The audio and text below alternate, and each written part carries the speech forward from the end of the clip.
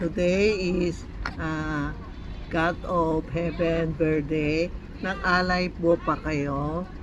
Nag-alay ba pa kayo kagabi? Sino pa hindi? Kasi kanina tumatawag mga customer. Iba hindi nagpaalay, hindi nila alam. Pwede tayo mag-alay hanggang 31 ng February 30 yata. 28 pala. Pwede pa tayo mag-alay. Lahat na gusto niyo magtingin ka.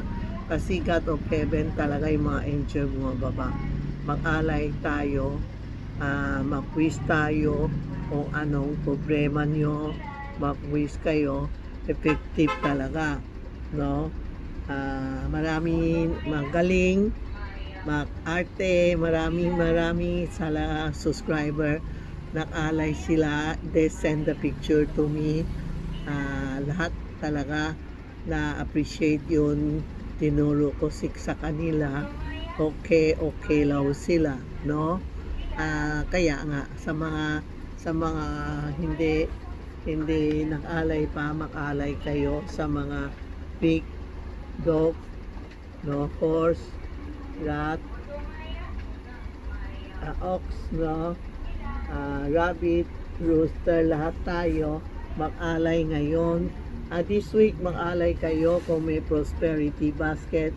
Pwede kayo pag nasa probinsya kayo o nasa other country, pwede kayo bumili ng prosperity basket.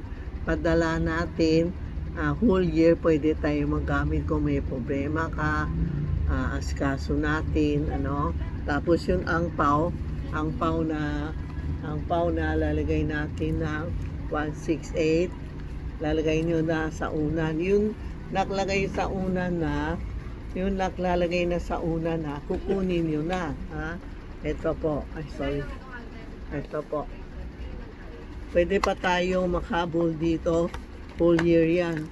Lalagay, ito ang Yasway coin, lalagay natin sa ilalim ng unan. Tapos lalagay tayo ng pera, hindi barya, lalagay natin sa ilalim ng unan. Ito po ang Tai Sui coins, lalagay sa ilalim ng unan. Marami naman tumatawag, saan lalagay pagtapos? After 3 days, lalagay nyo sa kaha nyo o sa school bag ng bata o sa business nyo. Pero sa mga edad po, lalagay nyo sa tama ilalim ng unan, hindi na natin kukunin. After next year is a sheep year, yan natin ang kukunin. Now is horse, next year is sheep po. Tama, horse, sheep. Yan po, ha, yan ang kailangan natin gagawin itong today. Para this week, smooth tayo, na-quiz kayo, lahat bibigay ng God of Heaven sa atin, lalo na yung mga psycho, yung walang balls, walang pera. Yan po ang kailangan natin sa this week, ha? This week, makyun tayo, mag-alay tayo. Kasi sa Chinese New Year, 1 month yan, mag-alay po tayo. Salamat po.